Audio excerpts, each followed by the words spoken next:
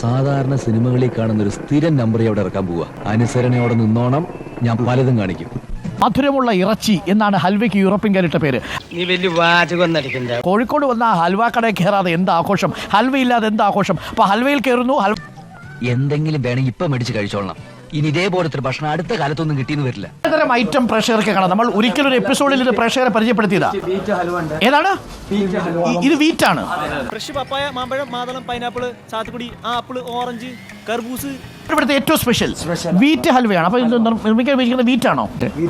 ഞങ്ങളെ പ്രൊഡക്ഷൻ തന്നെ ഗോതമ്പാണ്. അതെ, സംഭവം കിടുക കേട്ടോ. ഇത്രയും നല്ല രുചിയുള്ള ഭക്ഷണം ഞാൻ എന്റെ ജീവിതത്തിൽ ഇതുവരെ കഴിച്ചിട്ടില്ല. എന്തൊരു സ്വാദ്! സംഭവം കിടുക കേട്ടോ. എന്റെ കർത്താവിശ്വംശിയായേ, ഇങ്ങനെയുണ്ട് ഒരു ആക്രാന്തം. ഇതെന്താ ഐറ്റം? ഡ്രൈ ഫ്രൂട്ട്സ് ആണ്. ഇത് ഡ്രൈ ഫ്രൂട്ട്സിന്റെ ഹൽവയാണ്. എനിക്ക് സാപ്പിടാൻ പറ്റിയ വില പിടിച്ച ഫുഡുകൾ കൊണ്ടുപോവാ. എനിക്ക് പ്രാന്ത.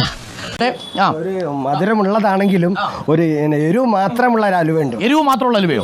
അവന്റെ വയറ്റ് ഇനി കൊള്ളാൻ സ്ഥലമില്ല, അപ്പൊ നമുക്കും കിട്ടൂല്ലേ സീസറെ?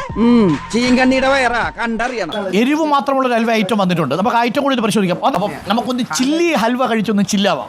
വാചകത്തിന് ഒരു കുറവുമില്ല. കുഴപ്പിക്കണം. ഇതാണ് ചില്ലി ഹൽവ.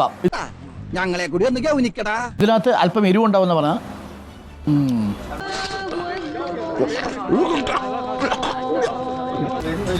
ഒരു ഫ്ലേവർ ഉണ്ട്. അനുഭവിക്കും, സമയം എടുക്കും, അനുഭവിച്ചോളും എന്നാണ്